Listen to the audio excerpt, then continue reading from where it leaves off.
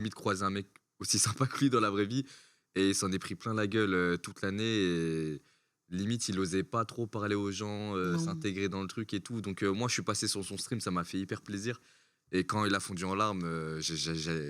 j'avais les larmes aux yeux, c'est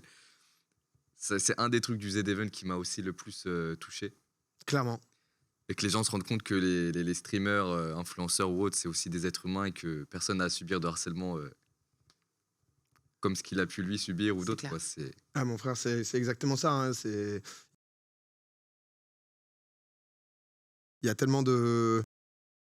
déconnexion, je sais pas ce qui se passe, qui fait que les gens se rendent plus compte en fait que les mots peuvent avoir des impacts et enfin un impact très fort et il y a eu encore le cas ce week-end, on en parlait un peu, mais c'est important que ça rentre dans la tête des gens parce que c'est quelque chose qui ne doit pas exister sur des streamers, mais comme sur d'autres gens parce que le cyberharcèlement fait des dégâts très graves et ouais. on s'en est rendu compte il y a peu de temps et c'est important de continuer à en parler parce que beaucoup de gens s'en sont rendus compte, mais malheureusement il y a encore une grosse partie de gens qui se disent juste que ça peut être totalement normal et c'est un des problèmes sur Twitch aussi depuis quelques temps, hein, que ce soit des petits streamers, petites streameuses. Je sais que sur Discord, il y a ça, des raids de bots, d'harcèlement, Ouais. etc.